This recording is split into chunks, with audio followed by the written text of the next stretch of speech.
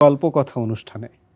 আপনারা যারা নিয়মিত এই অনুষ্ঠানটি দেখেন, তারা নিশ্চয়ই জানেন দেশ যাদের নিয়ে গর্ব করে, আমরা সেই সমস্ত গর্ব করবার মতো মানুষের জীবন এবং কর্ম এই অনুষ্ঠানে উপস্থাপন করে থাকি। আজকেও ঠিক তেমনি একজন গর্ব করবার মতো মানুষ আমাদের এই অনুষ্ঠানে উপস্থিত আছেন। আজকে যিনি উপস্থিত আছেন, তিনি আমাদের এক বহুমাত্রিক সাংস্কৃতিক ব্যক্তিত্ব। তিনি একাধারে একজন মঞ্চ, টেলিভিশন অভিনয় শিল্পী, নির্দেশক, সংগঠক। আবার তার জীবনটি আমরা যদি দেখি, তিনি আমাদের সাংস্কৃতিক যে প্রতিষ্ঠানগুলি আছে তার প্রশাসক। যেমন তিনি এফডিসির ব্যবস্থাপনা পরিচালক ছিলেন। আজকে যে বাংলাদেশ টেলিভিশনে বসে কথা বলছি, সেই বাংলাদেশ টেলিভিশনের মহাপরিচালক হিসেবে দায়িত্ব পালন করেছেন।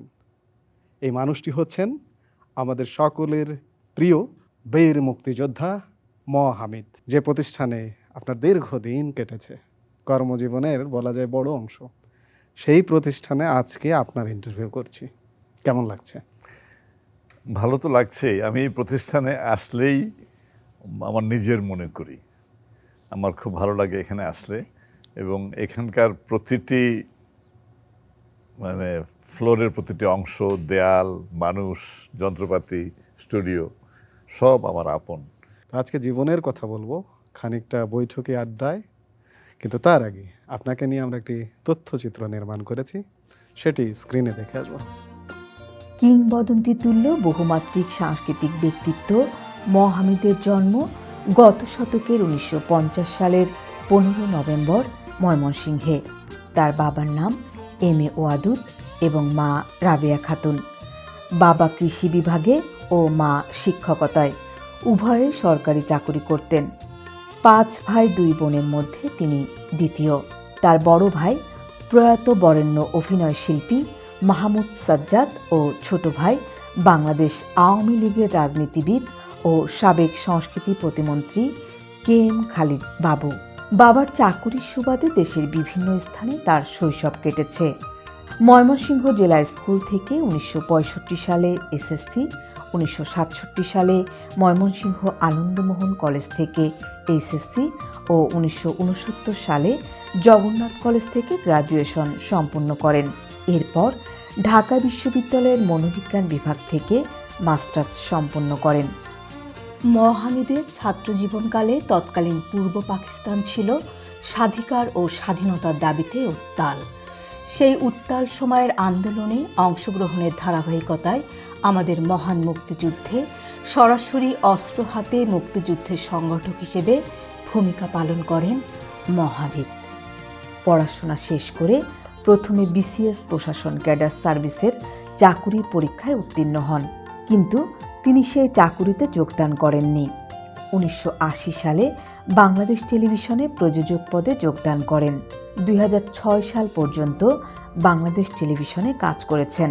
তিনি টেলিভিশনের বহু বৈশিষ্ট্যমণ্ডিত অনুষ্ঠানের প্রযোজক। প্রামাণ্য ধর্মীয় অনুষ্ঠান নির্মাণের ক্ষেত্রে বাংলাদেশ টেলিভিশনে তিনি স্বতন্ত্র ধারা সৃষ্টি করতে সক্ষম হন। কিন্তু 2006 সালে তৎকালীন বিএনপি জামাত সরকার তাকে বাধ্যতামূলক অবসরে পাঠায়।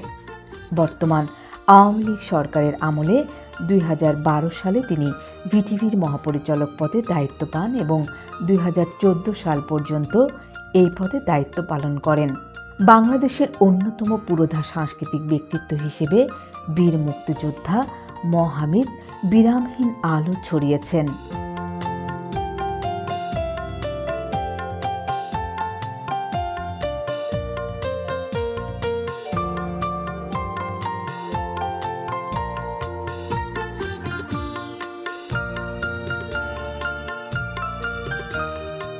ছিলেন ছাত্র রাজনীতিতে সক্রিয়। স্বাধীনতা উত্তর ডাকসুর প্রথম সাংস্কৃতিক সম্পাদক। 1972 সালে নাট্যচক্র গঠন ও নবীন ছাত্রছাত্রীদের নিয়ে সূচিত নাট্য আন্দোলনের মধ্য দিয়ে হামিদ বাংলাদেশের আধুনিক নাট্যধারার ভিত রচনা করেছেন। তিনি একাধারে নাট্য নির্দেশক, নাট্যকার ও অভিনেতা। এদেশের প্রথম নাটক প্রশিক্ষণ প্রতিষ্ঠান নাট্য শিক্ষাঙ্গনের প্রতিষ্ঠাতাও তিনি। মুক্তিযুদ্ধের ভাস্কর্য, অপরাজেয় বাংলার মূল পরিকল্পনাকারী, সংগঠক ও সহনির্মাণকর্মী। তিনি বাংলাদেশ চলচ্চিত্র উন্নয়ন কর্পোরেশনের ব্যবস্থাপনা পরিচালক পদেও নিয়োজিত ছিলেন। নেতৃত্ব দিয়েছেন বাংলাদেশ চলচ্চিত্র ও টেলিভিশন ইনস্টিটিউট গঠনের পরিকল্পনা ও রূপরেখা প্রণয়নে। বাংলাদেশ গ্রুপ থিয়েটার আন্দোলনের অন্যতম প্রধান সংগঠক মহামিদ বাংলাদেশ গ্রুপ থিয়েটার ফেডারেশনের চেয়ারম্যান ছিলেন। সেক্টর কমান্ডার ফোরামের সহসভাপতির দায়িত্ব পালন করছেন। আজীবন একজন দক্ষ সংগঠক মহামিদ এমন অসংখ্য সংগঠনের সাথে জড়িয়ে আছেন। স্বাধীনতা পূর্ব সময় থেকে শুরু করে আজ পর্যন্ত দেশের সকল প্রগতিবাদী আন্দোলন সংগ্রামে সামনের সারিতে থেকে নেতৃত্ব দিয়েছেন। মহামিদ তার কাজের স্বীকৃতি হিসেবে বিভিন্ন সময়ে সরকারি বেসরকারি বিভিন্ন প্রতিষ্ঠান থেকে অসংখ্য পুরস্কার পেয়েছেন। এর মধ্যে শ্রেষ্ঠ স্বল্পদৈর্ঘ্য চলচ্চিত্র শাখায় 1982 সালে জাতীয় চলচ্চিত্র পুরস্কার, নাটকে বিশেষ অবদানের জন্য 2018 সালে শিল্পকলা পদক প্রাপ্তি বিশেষভাবে উল্লেখযোগ্য। ব্যক্তিগত জীবনে মহামিদ বরেণ্য নাট্যজন ফাল্গুনী হামিদের সাথে বিবাহ বন্ধনে আবদ্ধ হন। তাদের 2 সন্তান যথাক্রমে কন্যা বিখ্যাত অভিনয় শিল্পী তনিমা হামিদ এবং পুত্র প্রান্তর হামিদ। মুক্তিযুদ্ধের চেতনায় এদেশের শিল্প সংস্কৃতির বিকাশে হামিদের অবদান অসামান্য। তথ্যচিত্রে আপনার জীবনের খানিকটা অংশ জেনে এলাম। তা আপনার জন্ম পরিবারটি সম্পর্কে জানা থেকে আমরা আলাপটি শুরু করতে চাই। আমার জন্ম তো গ্রামে, আমাদের গ্রামের বাড়িতে। আব্বা চাকরি করতেন এগ্রিকালচারাল ইনকাম ট্যাক্স ডিপার্টমেন্ট। আমার মা প্রথম কিছু করতেন না। পরবর্তীতে আমাদের 7 ভাই বোন আমরা আমাদের শিক্ষা এবং চলার খরচ জোগাড় করার জন্য আব্বার পক্ষে কঠিন ছিল একা। আম্মাও হাত দিয়েছিলেন। আম্মা শিক্ষকতা করতে শুরু করেছিলেন এবং তিনি বাড়িতে সেলাই করতেন। আচ্ছা, এই সেলাই মানে হচ্ছে যে উলেন সোয়েটার এগুলো তৈরি করা, এগুলো তৈরি করে ওগুলা তিনি আবার দোকানে দিয়ে দিতেন। তো এইভাবে ওখানকার কিছু এনজিও ছিল বিভিন্ন জায়গায়, সেই এনজিওগুলোর সঙ্গে যোগাযোগ করে তিনি এগুলো নিজে বুনে পাঠাতেন, তাতে করে কিছু আয় হতো মার। আচ্ছা, সেই আয়টা আবার তিনি আমাদের পেছনে ব্যয় করতেন। বাহ। তো বাবার চাকরি সুবাদে দেশের বিভিন্ন জায়গায়, এমনকি আপনি 8টি স্কুলে 1 থেকে এসএসসি পর্যন্ত 8টি স্কুলে পড়াশোনা করেছেন। এই বৈচিত্র্যপূর্ণ গল্পটা একটু শুনতে চাই। আমি ক্লাস 1-এ পড়েছি, ক্লাস 2-তে পড়িনি। আমাকে 1 থেকে সরাসরি 3-তে ভর্তি করে দেওয়া হয়েছিল। আচ্ছা, ডাবল প্রমোশন। 8টা স্কুলে যাওয়ার ইতিহাসটা হচ্ছে, আব্বা তো চাকরি করতেন, আব্বা বদলি হতেন বিভিন্ন জায়গায়। আব্বার বদলির সঙ্গে সঙ্গে আমাদের স্কুল বদল হতো। তাতে অনেক বিচিত্র বন্ধুবান্ধব পেয়েছি, বিচিত্র জায়গা পেয়েছি, বিচিত্র অভিজ্ঞতা তৈরি হয়েছে। এটা আমাকে পরবর্তী জীবনের আমার চিন্তার প্রসারতার ক্ষেত্রে সাহায্য করেছে। কলেজের ক্ষেত্রেও আমি 3টা কলেজে পড়েছেন এবং ঢাকা জগন্নাথ মহাশয় আনন্দমোহন কলেজ, জামালপুর আশেক মাহমুদ কলেজ। আনন্দমোহন কলেজ থেকে জামালপুর আশেক মাহমুদ কলেজে যাওয়ার পেছনে ইতিহাসটা হচ্ছে যে তখন আমি ছাত্র রাজনীতিতে যুক্ত হয়েছি, সংসদে ছিলাম, তখন আন্দোলন করছিলাম। তো সরকারি কলেজের থেকে আন্দোলন করা খুব একটা কঠিন ব্যাপার ছিল। তো তখন অধ্যাপক কবির চৌধুরী আমাদের প্রিন্সিপাল ছিলেন, তো তিনি খুব কড়া ছিলেন। তো তিনি আমাকে কলেজ থেকে বেরিয়ে করে দিলেন। আচ্ছা, তখন আমি জামালপুর আশেক মাহমুদ কলেজে গেলাম। আমি বিএসসি পড়তাম তখন। তো বিএসসি ময়মনসিংহে আর কোনো কলেজে ছিল না। ময়মনসিংহের থেকে আমি জামালপুরে গিয়ে ক্লাস করে আসতাম। সকালে ট্রেনে যেতাম, বিকেলে ট্রেনে চলে আসতাম। আচ্ছা, পরে হোস্টেলে চলে গিয়েছিলাম। তো জামালপুরে যাওয়াটাও আমি মনে করি আমার একটা আশীর্বাদ।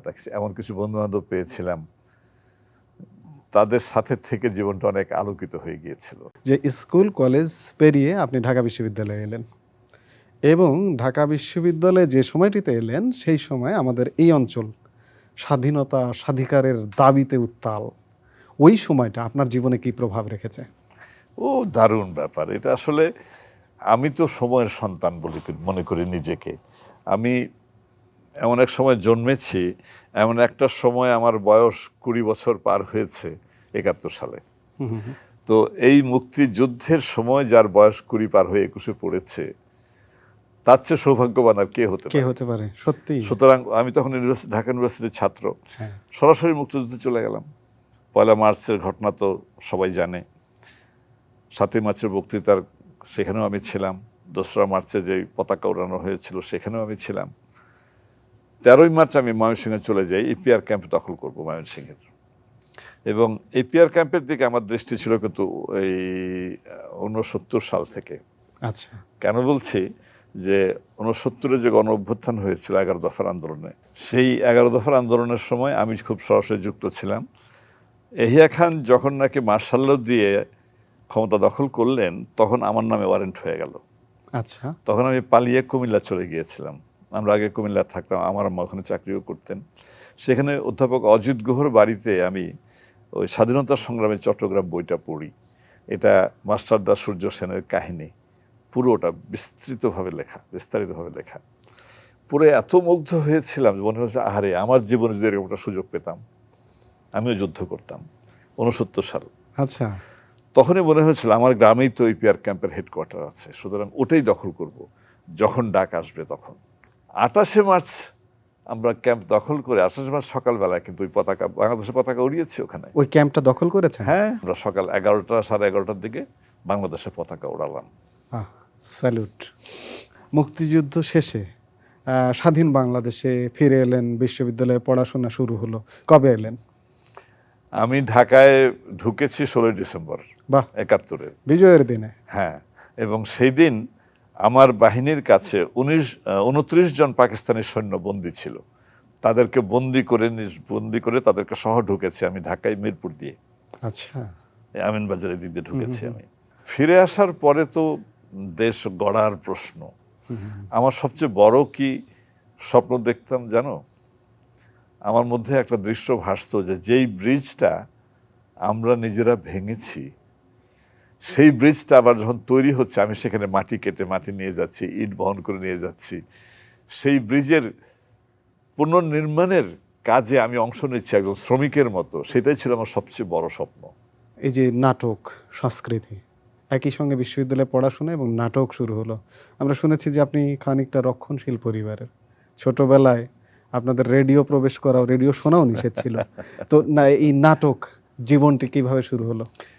আমাদের পরিবারের প্রথম বিপ্লবটা ঘটালেন আসলে আমার ভাই মাহমুদ মাহমুদ জি। সাজ্জাদ। তিনি নাটক করতে শুরু করলেন কলেজ লাইফে, এবং ঢাকায় এসে তিনি চলচ্চিত্রে ঢুকে পড়লেন। তখন তার নাম হলো সাজ্জাদ, আসলে নাম কিন্তু মাহমুদ। জহির রায়হান তার নাম দিলেন সাজ্জাদ। স্বাধীনতার পরে আমি যেটা এলাম, আমি আসার পরে ওই ডাকসুতে আমি কালচার সেক্রেটারি নির্বাচিত হলাম। তার আগে নাটকও করেছি আমি। স্বাধীনতা উত্তর প্রথম ডাকসু প্রথম আপনাদের? ডাকসু, হ্যাঁ। আমার মামার বাড়ি কিন্তু আবার কালচারালি খুব অ্যাডভান্স ছিল, তার একটা প্রভাব ছিল আমাদের উপরে, আর ভাইয়ের ওই কাজগুলো, সেটা মিলে তারপরে স্বাধীনতার পরে যেটা হলো যে আমি ডাকসুর কালচারাল সেক্রেটারি হলাম। হওয়ার পরে আমার প্রথম কাজই হলো যে নাটক করতে হবে। আসলে নাটকটাই সবচেয়ে দুর্বল দেশে। আচ্ছা, তখন তো নাটক করতে হলে থানার ওসির ছাড়পত্র আনতে হতো। অভিনয় নিয়ন্ত্রণ আইন ছিল। হ্যাঁ, জি। তারা যা কেটে দিত সেগুলো বাদ দিয়ে অভিনয় করতে হবে। সেখানে আবার পুলিশের লোক অপেক্ষা করতো, মানে বাদ দেওয়াগুলো ঠিক মতো। সেই ব্রিটিশ আমল থেকে সেই আইনটা চলে এসেছে। তো আমরা ইউনিভার্সিটিতে নাটক শুরু করলাম, এবং এইটা কিন্তু এই নাট্যচক্র গড়ে তোলা এবং আমাদের নাটক করার মধ্যে দিয়ে কিন্তু আসলে বাংলা নাটকের মোড় ঘুরে গেল। আমরা প্রথম যে বিদ্রোহটা করলাম সেটা হচ্ছে যে আমরা কোনো ছাপানো নাটক করব না, আমরা নিজেরা রচনা করব, নিজেরা অভিনয় করব, নিজেরা নির্দেশনা দেব, এবং আমাদের বাইরের থেকে কোনো পরিচালক আসবে না, আমরাই করব। এই আমরা করব করতে গিয়ে কিন্তু সেলিম আল দীন তৈরি হলো, আল মনসুর তৈরি হলো, সৈয়দ সালাউদ্দিন জাকির তৈরি হলো, নাসিরুদ্দিন ইউসুফ তৈরি হলো, মহামিদ তৈরি হলো, মহামিদ তৈরি হলো। এই আমরা করব, এই সিদ্ধান্তটাই ছিল আমাদের সবচেয়ে বড় সিদ্ধান্ত। এবং এইখানে নতুন নতুন রচনা হলো, আন্তঃহল নাট্য প্রতিযোগিতা হলো। ভাবতে পারো যে 72 সালে আগস্টের 10 তারিখে নাট্যচক্র প্রতিষ্ঠা হয়েছে, আগস্টের সেপ্টেম্বরের 22 তারিখে, মানে 1 মাস 10 দিন 12 দিন পরে, 1 মাস 12 দিন পরে নাটক মঞ্চায়ন, প্রথম নাটক মঞ্চায়ন হয়ে গেল। সেটা ছাত্রদের লেখা, ছাত্রদের নির্দেশনা, ছাত্রদের অভিনয়, ছাত্রছাত্রীদের অভিনয়। এটা কি বলবো যে মুক্তিযুদ্ধের স্ট্রেংথ? অবশ্যই।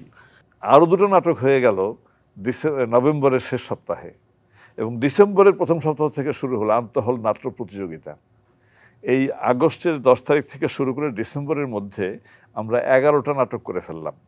আচ্ছা, সব ছাত্রদের রচনা, ছাত্রছাত্রীদের রচনা এবং অভিনয়, এবং এর মধ্যে আন্তঃহল নাট্য প্রতিযোগিতা হয়ে গেল। ফার্স্ট, সেকেন্ড, থার্ড ডিক্লেয়ার হলো কোন নাটক কী হলো, এবং সব মিলিয়ে পুরো ইউনিভার্সিটিতে মনে হলো যেন একটা উৎসব উৎসব উৎসব, সব উৎসবময় একটা পরিবেশ। এবং পুরো বাংলা নাটকের যে অচলায়তন ছিল, বাংলাদেশের যে অচলায়তন ভেঙে গেল।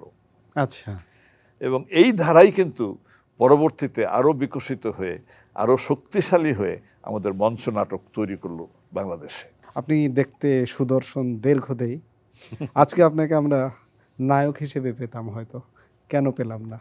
আমি আগে একটু বলেছিলাম যে আমার নায়ক হওয়ার একটা আগ্রহ ছিল। জি, এখন ঢাকায় এলাম, আনোয়ার হোসেন ভাইয়ের বাসায় গেলাম। আনোয়ার হোসেনের ছোট ভাই আসকারি, সে আমার ক্লাসমেট ছিল জামালপুরে, ওই জামালপুর পড়তাম যখন। তো ওই সূত্রে ওর বাসায় গেলাম। যাওয়ার পরে আনোয়ার ভাই আমাকে দেখলেন, দেখি তো অনেকক্ষণ কথা বললেন, নানান কথা বলে তিনি হঠাৎ আমাকে বললেন, তুমি অভিনয় করবে? আচ্ছা, তা আমি তো মনে মনে তাই চাই। আচ্ছা, উনি জিজ্ঞাসা করলেন আমাকে। মনটা প্রস্তুতি ছিল। হ্যাঁ, আমি তো তৈরি ছিলাম। হ্যাঁ, তো উনি অনেকক্ষণ কথাবার্তা বলে অনেক কিছু গল্প করে উনি চলে গেলেন শুটিং। একটু পরে আবার চলে এলেন বাসায়। এই, তোমার কোনো কাজ আছে? না, চলো আমার সঙ্গে। আমাকে নিয়ে চলে গেলেন। সেখানে উদয়ন চৌধুরী বোধহয় নায়িকা নামে একটা ছবির শুটিং করছেন। সেখানে রাজ্জাক নায়ক, নায়িকা হচ্ছেন কবরী, আর আনোয়ার ভাই অভিনেতা। সেইখানে গিয়ে আমাকে হাজির করে দিলেন। তো তারা সবাই আমাকে দেখলো। আমি বুঝলাম যে উনি আমাকে দেখাতে নিয়ে এসেছেন যে আমি একটা ছেলেকে পেয়েছি, দেখেন। তো সেইখানে উদয়ন চৌধুরী শুটিং করছেন নায়িকা ছবির। সেখানে কবরী নায়িকা, রাজ্জাক ভাই তিনি নায়ক, আনোয়ার ভাই অভিনয় করছেন। সেখানে গিয়ে আমাকে হাজির করে দিলেন। সবাই আমাকে দেখলো, ইত্যাদি ইত্যাদি। পরে কিন্তু দেখা গেল যে আমার প্রস্তাব এসেই গেল এবং আমি চুক্তিবদ্ধ হয়ে গেলাম একটা ছবিতে নায়ক হিসেবে। আচ্ছা, তাই সাইনও হয়ে গেল? হ্যাঁ, নায়িকা কবরী, আচ্ছা, অগ্নিকন্যা নামে। আচ্ছা, এই চলতে চলতে আবার জয় বাংলা ছবিটা করেছিলেন হ্যাঁ, ওই ফখরুল আলম, সেখানেও গিয়েছিলাম। তিনিও আমাকে নির্বাচন করে ফেললেন, অভিনয় করাবেন। দুটো চলচ্চিত্র। আচ্ছা, তারপরে আরেকজন ছিলেন আজহারুল ইসলাম, তিনি আবার কলঙ্কিত নায়ক নামে আরেকটা ছবিতে, তিনি সেটাও আমাকে প্রস্তাব করে আটকালেন। তিনটে ছবিতে। আচ্ছা, এর মধ্যে মহরত হয়ে গেল অগ্নিকন্যার। সেখানে গান রেকর্ড হলো, আব্দুল জব্বার গান গাইলেন, আবার আমাদেরকে নিয়ে কিছু শর্টস নেওয়া হলো বিভিন্ন জায়গায়, সেটা আবার পত্রিকা ছাপানো হলো, ইত্যাদি। আমার নাম দেওয়া হয়েছিল মাসুম। আচ্ছা, এই নাম ছিল না তখন। পরে একটু সমস্যা হয়েছিল, সেটা হচ্ছে যে জয় বাংলা ছবিতে অভিনয় করবো, এটা আগে হয়ে যাচ্ছে শুটিং, পরে হবে অগ্নিকন্যাতে। লোকমান ফকির ভাই তিনি একটু মাইন্ড করলেন যে না, এটা আমি করতে দেবো না। তিনি বললেন যে আমার ছবিতে প্রথম ব্রেক দেবো আমি, আগে অন্য কোনো ছবি করতে পারবে না তুমি। তা আমার মনটা খারাপ হয়ে গেল। ওদিকে সিনেমার শুটিংয়ের ডেট পড়ে গেছে জয় বাংলার, ফখরুল আলম আমাকে ডেট দিয়ে দিল অমুক দিন, কিন্তু আমার মনটা এতই ভেঙে গেল, আমি খুব রেগে গেলাম ভেতরে ভেতরে যে এরকম কি ধাক্কাধাক্কি কেন হবে। তো আমি সিদ্ধান্ত নিলাম যে আমি অগ্নিকন্যাও করবো না, আমি জয় বাংলাও করবো না। মানে জয় বাংলার শুটিংও ডেট হয়ে গেছে, পরের দিন শুটিং হবে, আমি বলে দিলাম যে আমি করবো না। করে আমি ঢাকাতে চলে গেলাম ময়মনসিংহ বাড়িতে, তখন আমি হলে থাকি। আচ্ছা, তারপরে তো জয় বাংলা হয়ে গেল, রিলিজও হয়ে গেল, অগ্নিকন্যা শুটিং হলো না। স্বাধীনতার পরে এসে আবার একটু শুরু হলো তৎপরতা, ছবিগুলো হবে, কিন্তু অগ্নিকন্যা হয়নি। কিন্তু এর মধ্যে আরো 3-4টা ছবি, ওরা 11 জন, ওরা আমাকে তখন পায়নি।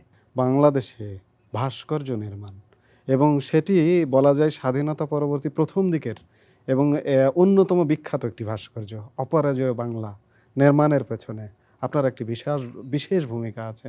আপনার উদ্যোগে এটি তৈরি হয়, সেই গল্পটা একটু জানতে চাই, ইতিহাসটা একটু জানতে চাই। অপরাজেয় বাংলা নিঃসন্দেহে বাংলাদেশের মুক্তিযুদ্ধের উপরে সবচেয়ে ভালো ভাস্কর্য, কোনো সন্দেহ নেই। এবং এটা টোটাল ব্যাপারটা দেখলেই বোঝা যায় যে তার শক্তিটা কোথায়। এটার নির্মাণটা আসলে আমার একটা হতাশার চিন্তা থেকে, হতাশার চিন্তাটা এইরকম যে যখন আমরা নাটকগুলো করছি, এই যে বললাম যে 11টা নাটক হয়ে গেল, সব নাটকে শুধু হতাশা হতাশা হতাশা। আচ্ছা, স্বাধীনতার পরে মুক্তিযুদ্ধের এত বড় অর্জন, বিজয়, সেটা নিয়ে আর হয় কি জানো, যে এই বিজয়ের গল্প নিয়ে বেশি নাটক করা কঠিন। স্যাড নিয়ে করে সব। স্যাডনেস, বিক্ষোভ, না পাওয়া, এগুলো নিয়েই নাটক ভালো তৈরি হয়। তো ওরা সহজ পথে হেঁটেছে এবং এর মধ্যেই নানান ধরনের হতাশার কথা আসতে শুরু করলো। তখন হঠাৎ একদিন সন্ধ্যার সময় যখন ফিরছি আমি হলের দিকে, মনে হলো আরে তাই তো, যদি ভাস্কর্য করি এখানে কোনো হতাশা থাকবে না।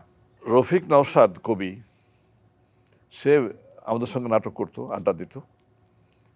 সেও জানো, সে হঠাৎ করে বললো যে এরকম বাফার একজন শিল্পী আব্দুল লতিফ, তিনি একটা ভাস্কর্য তৈরি করেছেন মুক্তিযুদ্ধের, উনি সেটা দিতে চান যদি আমরা নেই ঢাকা বিশ্ববিদ্যালয়। হ্যাঁ নেবো, আমাকে ছবি দেখাবো। ছবি দেখালো যে ভালোই তো, একদম ডেট ঠিক হয়ে গেল, দেখিনি ভাস্কর্য।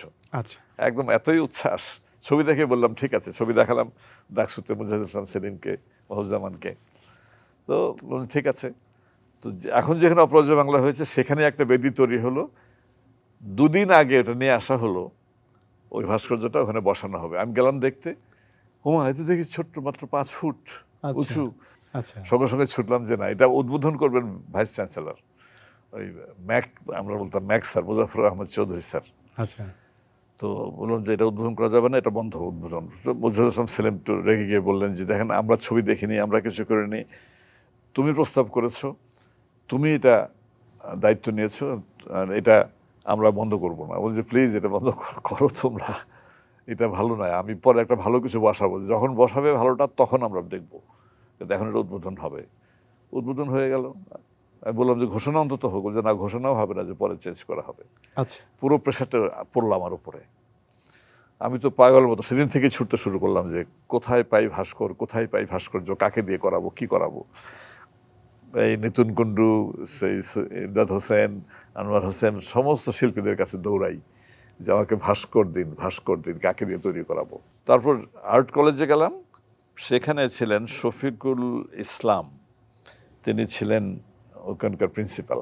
তিনি আমার পারিবারিকভাবে পূর্ব পরিচিত ছিলেন। তো তার কাছে গিয়ে বললাম যে আমার তো এই বিপদের মধ্যে আছে, আমার তো ভাস্কর্য তৈরি করতে হবে, আমাকে লোক দিন, শিল্পী দিন। খুঁজে খুঁজে অনেক খুঁজে পাওয়া গেল দুটি নাম, একটা হচ্ছে সৈয়দ আবদুল্লাহ খালিদ, আর একটা হচ্ছে আনোয়ার জাহান। আচ্ছা, দুজনেই ভালো তৈরি করে। তো দুজনকে খবর দিলাম যে আসেন একই সময়ে আর্ট কলেজে, সেদিন নবীনবরণ ছিল। তো সৈয়দ আবদুল্লাহ খালিদ আসলেন, তার সঙ্গে আগে আসলেন তিনি, আমি যাওয়ার আগে তিনি অপেক্ষা করছিলেন। তার সঙ্গে বসে কথাবার্তা বলে ফাইনাল করে ফেললাম যে ঠিক আছে, 3টা ফিগার নিয়েই করবো আমরা। একদম কম্পোজিশন নিয়ে আলোচনা হলো যে কৃষক থাকবে, ছাত্র থাকবে, নারী থাকবে, এবং প্রথমে একটা মডেল তৈরি হবে। মডেলের মাটি কেনার জন্য টাকা লাগবে, ওদের টাকা আমি জোগাড় করে দিচ্ছি, মাটি কিনে মডেল তৈরি হবে, তারপরে আমরা এটাকে ফাইনালি করব, স্থাপন করব। এর ঠিক আধ ঘন্টার মধ্যে আসলেন আনোয়ার জাহান। আনোয়ার জাহান, আচ্ছা, তাকে শুধু বললাম যে sorry, you are late by half an hour, আচ্ছা, আপনি আধ ঘন্টা পরে এসেছেন, আমি তো কথা বলে ফেলেছি। তারপর তো এটা হলো 15ই আগস্ট 75 সাল থেকে কাজ বন্ধ হয়ে গেল। এটি চূড়ান্তভাবে শেষ হলো কবে? পরে অনেক চেষ্টা করে সিনেটকে দিয়ে, সিন্ডিকেটকে দিয়ে, ছাত্র সংগঠনকে দিয়ে, ভাইস চ্যান্সেলরের কাছে আমি বারবার দেখা করতাম। দেখা করে করে শেষ পর্যন্ত আবার শুরু করাই, নতুন একটা কমিটি করে দেওয়া হয়, 15 সদস্য বিশিষ্ট, তাতে আমরাও ছিলাম। তো এই সময় আমরা বিয়ে করি। তখন আমি তো সারাদিন বাসায় যাই না, সেই সকাল 7টার সময় বেরিয়ে আসি, রাত 9টায় 10টায় ফিরি। তো ফাল্গুনি কখনো কখনো স্কাল্পচার এখানে চলে আসতো। আচ্ছা, একদিন এসে দেখে যে আমি সামনে ওই যে বট গাছের তলায় আমি ঘুমিয়ে আছি ঘাসের মধ্যে, কাজ করছি। তো তখন আমরা 3জনই কাজ করি ওখানে। হ্যাঁ, তো পরে ফাল্গুনি ওই সময় ওখানে মডেল দেয়। আচ্ছা, আগে ছিলেন হাসিনা আহমেদ বলে একজন, তিনি আমেরিকা চলে গেছেন। আর ওই যে মাঝখানে 3.5 বছর বন্ধ ছিল কাজ, ওটা ছিল আর্টস ফ্যাকাল্টির সিঁড়ি ঘরের নিচে রাখা ছিল আমাদের এটা মডেলটা, ওখানে ভেঙে গিয়েছিল। ভেঙে যাওয়ার পরে ওই বাকি 2জন মডেলকে পাওয়া গেছে এখানে, তিনি আর নেই, কিন্তু নারী মডেল নেই। তখন ফাল্গুনি স্পটে মডেল দিয়েছে। তো সুতরাং ওরও একটা কন্ট্রিবিউশন, ওনারও একটা কন্ট্রিবিউশন আছে। জি। তো ফাল্গুনী হামিদ, তিনি বাংলাদেশের সাংস্কৃতিক অঙ্গনের একজন অগ্রগণ্য মানুষ। তার সঙ্গে আপনার বিয়ে হয়, খানিক আগে বিয়ের কথা বলছিলেন, যার কারণে উনি মডেলও হতে পেরেছিলেন এই ভাস্কর্যে। আপনাদের বিয়েটাও একটু ঘটনাবহুল, সেই বিয়ের ঘটনাটা জানতে চাই, এবং সেই সঙ্গে আপনাদের 2 সন্তান আছে, তাদের সম্পর্কে, তাদের এখনকার অবস্থা সম্পর্কে একটু জানতে চাই। বিয়ে যখন করবোই সিদ্ধান্ত নিলাম, তো এটা এত বড় আয়োজন, ব্যাপক আয়োজনে কি দরকার। পরিচয়টা কিভাবে হলো প্রথম? সমকালে ফাল্গুনির চাকরি নিয়ে আসলো, সাতক্ষীরায় থাকতো, সিকান্দার আবু বিজ্ঞাপন জাফরের- দেখে, জি, হ্যাঁ, সমকালে চাকরি নিয়ে আসলো। আমি আবার সমকালে যুক্ত হলাম। আমাকে অজয় রায়, আচ্ছা, কমিউনিস্ট নেতা, তিনি আমাকে ডেকে বললেন যে এই পত্রিকাটাকে বাঁচাতে হবে, আসো আমরা হাত দিই। তো আমি ওটা ডাইরেক্টর হিসেবে যোগ দিলাম। তো ওইখানে প্রথম পরিচয় হয়, তারপরে আস্তে আস্তে জি, সম্পর্ক তৈরি হয়। তো আমরা যখন সিদ্ধান্ত নিলাম যে বিয়ে করব, তখন বিয়েটা কিভাবে করি, তো সামাজিক বাধার তো একটা আছে। হ্যাঁ, তো এখন ঠিক করলাম যে ঠিক আছে, মালা বদল করেই বিয়ে করব।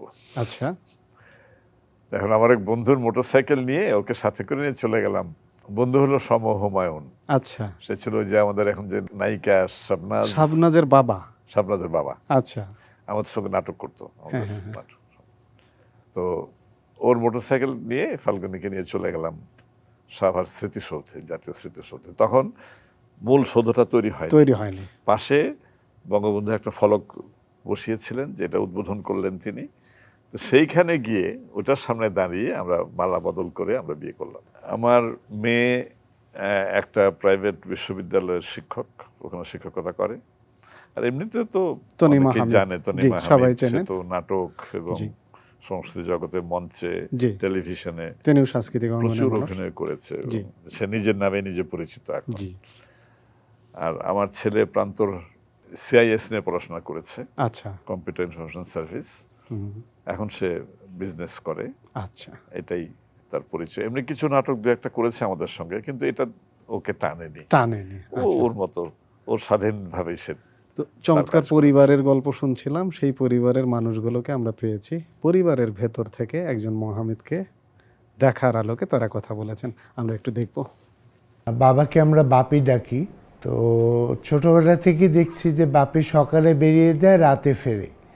কাজে আমাদের সাথে ইন্টারাকশানটা একটু কম, আমাদের সাথে ইন্টারাকশানটা মারই বেশি। তবে বাপি যথেষ্ট লাভিং। বাপি আমাদের খেয়াল সবসময় রেখেছে, আমাদের প্রয়োজনের দিকে সবসময় বাপির নজর ছিল। আর এমনিতে আমরা বাবাকে বেশ ভয় পাই। বাবা আমাদের কোনোদিন বকা দেয়নি বা মারেনি, কিন্তু বাবা ঘরে ঢুকলে আমার আর আমার বোনের গলার ভলিউম কমে যায়, ন্যাচারালি কমে যায়। বাপে এসে হয়তো আমাদের সাথে বসে বলে কি রে তোদের কী অবস্থা, কিন্তু আমাদের ভলিউম কমে যায়। আমি আশা করি যারা এই প্রোগ্রামটা দেখছেন তারা আমার বাবার জন্য শুভকামনা করবেন এবং আমার বাবার জন্য দোয়া করবেন, যাতে আমার বাবা সুস্থ শরীরে এইভাবে আরও অনেক দিন কাটাতে পারে, আমাদের সাথে থাকতে পারে। আমি হচ্ছি বাবার অন্ধভক্ত।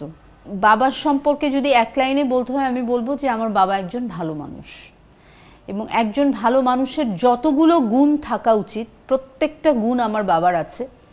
এবং সাথে সাথে আরেকটা জিনিস আছে, সেটা হচ্ছে যে আমার বাবা এই গুণগুলোকে সবার সামনে কখনো প্রকাশ বা প্রচার করতে চায় না। এটা আমার বাবার এটাও একটা গুণ আমার কাছে মনে হয়।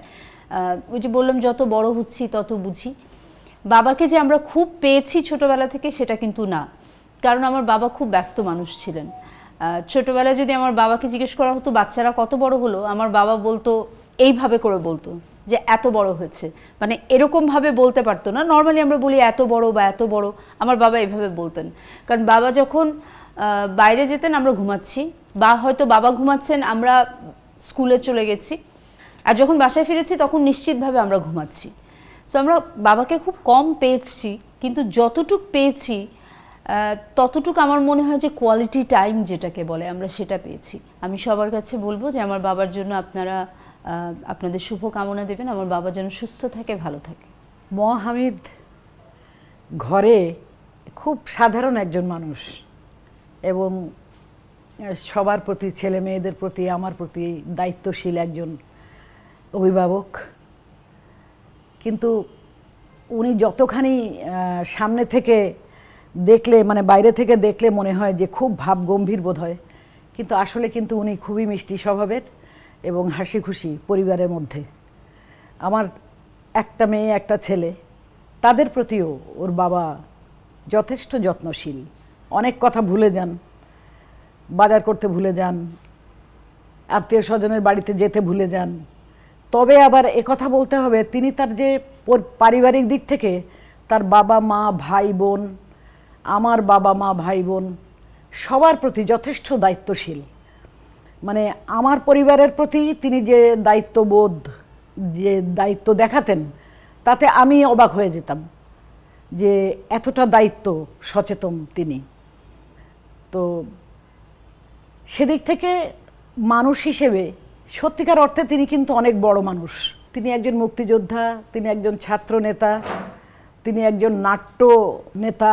আমার একটি অভিযোগ আছে, এটা আমি স্ত্রী হিসেবে আমি বলবো এবং একজন তার সহকর্মী হিসেবে আমি বলবো যে হামিদের মতন ব্যক্তিত্ব, মুক্তিযোদ্ধা, কালচারাল লাইনে যার এই রকম ভূমিকা, তিনি আজও 21শে পদক পাননি, তিনি এখনও স্বাধীনতা পদক পাননি। ওর মতো একজন মুক্তিযোদ্ধা যদি স্বাধীনতা পদক না পায়, তা স্বাধীনতা পদক কাদের জন্যে? সবার কাছে এটাই শুভকামনা চাই যে হামিদ যেভাবে কাজ করছেন, উনার কাজগুলো উনি এইভাবে করুন, উনি সুস্থ থাকুন, শান্তিতে থাকার জন্যে আমরা পরিবার থেকে যতটা শান্তিতে তাকে রাখতে পারবো আমরা রাখবো, এবং তিনি ভালো থাকুন, সুস্থ থাকুন, আমাদের এইটুকুই চাওয়া। আপনার কর্মজীবন, আমরা ওই যে সাংস্কৃতিক জাগরণ করছেন বিশ্ববিদ্যালয়ে, ঠিক ওই সময়ে কর্মজীবনেও প্রবেশ করেছিলেন। আজকে যে আমি হামিদ নামেই পরিচিত আপনি, আজকে আপনাকে হয়তো অন্যভাবে পেতাম। খানিক আগে নায়ক হিসেবে পাওয়ার কথা বলেছি, আজকে হয়তো আপনাকে আমরা একজন অবসরপ্রাপ্ত সচিব বা সিনিয়র সচিব হিসেবে হয়তো পেতাম, কিন্তু সেটি পাইনি। আপনি বিসিএস প্রশাসন ক্যাডারে যোগদান করলেন, আবার চাকরি ছেড়েও দিলেন। কেন যোগদান করলেন, আবার চাকরি ছেড়ে দিলেন কেন? আসলে চাকরি আমাকে টানেনি কখনো। আচ্ছা, কোনো চাকরি আমাকে আকর্ষণ করেনি, আমাকে পেশা টেনেছে। এবং টেলিভিশনে কিন্তু আমি বাই চান্স ঢুকিনি, বাই চয়েস। By choice. আমি পছন্দ করে এসেছি এখানে। আর বিসিএস এর চাকরি পাওয়াটা ছিল বাই চান্স। আচ্ছা, ইন্টারভিউ দিয়েছি, হয়ে গেছে, পরীক্ষা দিয়েছি, হয়ে গেছে।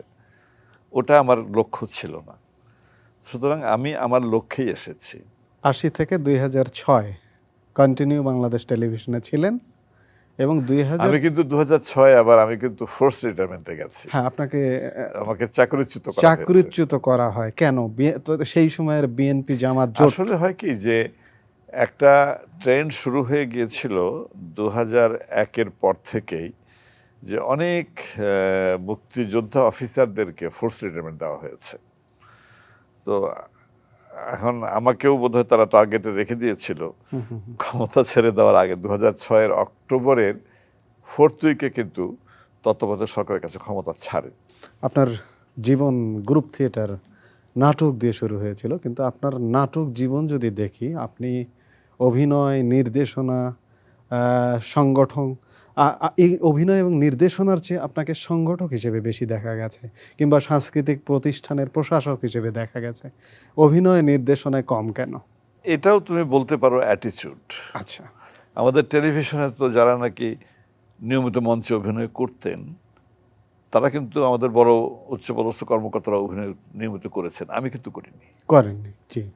হ্যাঁ, করার অফার পাইনি তা না, চাইলে তো আমি নিজেই ব্যবস্থা করে করতে পারতাম, করিনি। মঞ্চেও কিন্তু আমি সামনে কম গেছি, আমি অন্যদেরকে সামনে ঠেলে দিয়েছি। এবং আপনাকে নির্দেশনায়ও কম পাওয়া গেছে, 7-8টি হয়তো আমি নির্দেশনা। আমি সাংগঠনিক কাজ বেশি করেছি, সেটি সবার জন্য প্ল্যাটফর্ম তৈরির কাজটা আমি করেছি। আপনার দল প্রায় 54-55টি নাটক বা আরো বেশি হয়তো করেছে, কিন্তু আপনাকে 7-8টি নাটকে নির্দেশনায় পাওয়া গেছে। হ্যাঁ, আমি অন্যদেরকে দিয়েছি, করার সুযোগ করে দিয়েছি। এবং আমি যখন অভিনয় করি খুব ভালো লাগে কিন্তু অভিনয় করতে, কিন্তু অভিনয় করতে গেলে যে সাংগঠনিক কাজগুলো আচ্ছা, ক্ষতিগ্রস্ত হয়। তো এখন এইগুলা একটা কারণ যে আমি চেয়েছি সবাই এগোক, আমি তাদের পেছনে আছি। আপনার পরিবারের বাইরে কাছের মানুষ আছে, তারা আপনাকে নিয়ে কথা বলেছেন, আমরা সেটা একটু দেখব। আমি ছাত্র আন্দোলনের কর্মী ছিলাম। হামিদও ছাত্র আন্দোলনের কর্মী হিসেবে কলেজ জীবনের পর বিশ্ববিদ্যালয়ে প্রবেশ করে, এবং তখন থেকে আমরা দুইজনই ছাত্র ইউনিয়ন সংগঠনের সঙ্গে জড়িত।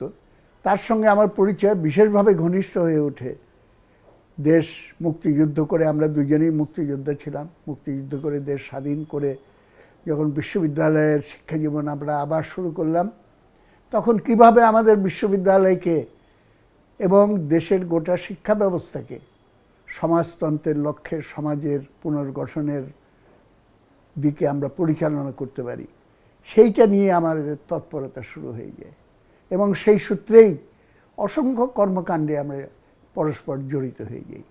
এর ভিতরে ডাকসু নির্বাচন হয় এবং ডাকসু নির্বাচনে ছাত্র ইউনিয়নের প্যানেলে আমি ডাকসুর ভিপি নির্বাচিত হই এবং পুরা প্যানেল সহ প্রায় একজন বাদে সমস্ত প্যানেল, ছাত্র ইউনিয়নের প্যানেল জয়যুক্ত হয় এবং তার ভেতরে সাংস্কৃতিক সম্পাদকের দায়িত্ব পালন করেন মহামিদ এবং সেই হিসাবে বিশ্ববিদ্যালয়ের সমস্ত সাংস্কৃতিক কর্মকাণ্ড একটা নতুন স্তরে তিনি নিয়ে যান এবং নাট্যচক্র গড়ে তোলা, এবং শুধু তাই নয়, আমাদের সেখানে বিভিন্ন সাংস্কৃতিক অনুষ্ঠানের ভেতর দিয়ে দেশাত্মবোধ, দেশপ্রেম এবং তার পাশাপাশি আন্তর্জাতিকতাবাদ এবং মানববাদ মতবাদ সেইগুলোকে প্রসারিত করার জন্য সে চেষ্টা করে এবং সে আউটস্ট্যান্ডিং একজন লিডার হিসেবে এবং সমস্ত ছাত্র সমাজের খুব প্রিয় একজন নেতা হিসেবে তিনি কিন্তু নিজের অবস্থান স্থিতিশীল করে নিতে সক্ষম হন।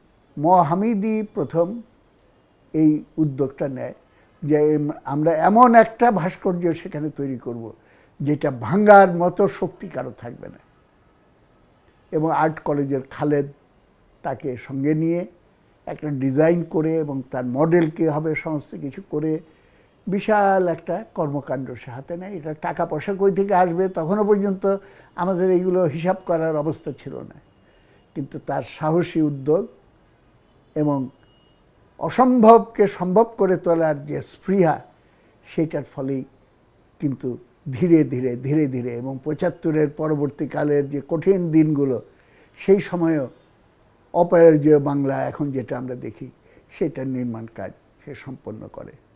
হামিদ অনেক দিন সুস্থ সবল হয়ে তার কার্যকলাপ পরিচালনা করবে, এইটা আমি আন্তরিকভাবে কামনা করি। 1980 সালে কম্পিটিটিভ এক্সামিনেশনের মাধ্যমে হামিদ সাহেব এবং তার সঙ্গে আরও সব মিলে 13 জন চাকরি পেয়েছিলেন। তো তার মধ্যে হামিদ সাহেব ছিলেন আমাদের সবচেয়ে প্রিয় নবীন প্রডিউসারদের মধ্যে একজন। হামিদ নানা গুণের অধিকারী। তিনি একজন সাংস্কৃতিক কর্মী, তিনি নাট্যকর্মী, তিনি রাজনৈতিক কর্মী, তিনি নাটকের গ্রুপ থিয়েটারের সঙ্গে সম্পৃক্ত। তার নিজের একটা দল ছিল, এখনও তিনি সেই দলের সঙ্গে সম্পৃক্ত আছেন, নিজে অভিনয় করেন। হামিদ একজন ভালো অভিনেতা। হামিদের যে জিনিসটি আমার কাছে সবচেয়ে বেশি আকর্ষণ করে সেটা হলো সে তার অর্গানাইজিং ক্যাপাবিলিটি। বাংলাদেশ টেলিভিশন কেন, বহু জায়গায় তার যে একটি সেই ক্ষেত্রটি আছে সেটা সে সবসময় প্রদর্শন করেছে। হামিদের দায়িত্বে এবং তার লিডারশিপেই কিন্তু বাংলাদেশে বেশ কয়েকটি ভালো কাজ হয়েছে। তার মধ্যে একটি তো আমার পরিষ্কার মনে আছে, সেটা হলো Bangladesh film and television institute, যেটা বহু যুগ থেকে সবারই একটি ইচ্ছা ছিল যে এরকম টেলিভিশন একটি ফিল্ম ইনস্টিটিউট হোক। টেলিভিশন ইনস্টিটিউট তো অলরেডি হয়েছিল, সেটা ছিল national institute of mass communication. কিন্তু হামিদের অক্লান্ত পরিশ্রম এবং তার সঙ্গে যারা ছিলেন তাদের পরিশ্রমে এখন কিন্তু একটি ফুল ফ্লেজেড ইনস্টিটিউট হয়েছে, Bangladesh film and television institute, যেখান থেকে সার্টিফিকেট দেওয়া হয়। মুক্তিযোদ্ধার সঙ্গে সম্পর্কিত যে কোনো কাজেই হামিদের সম্পৃক্ততা ছিল। শুধু তাই না, তিনি অনেকগুলো প্রতিষ্ঠানেরই কিন্তু সঙ্গে জড়িত, এখনও আছেন। আর হামিদ আমার ছোট ভাই। হামিদ আমার সম্মানীয় ব্যক্তি, আমার চেয়ে বয়সে কম। হামিদ দীর্ঘজীবী হন এবং তিনি যে কাজ করেছেন সেগুলো তিনি কন্টিনিউ করুন, এই আশীর্বাদ। হামিদের মতো একজন উপযুক্ত গুণী, সব দিক থেকে গুণী একটা মানুষ আজ পর্যন্ত কোনো রাষ্ট্রীয়ভাবে কোনো স্বীকৃতি লাভ করেননি।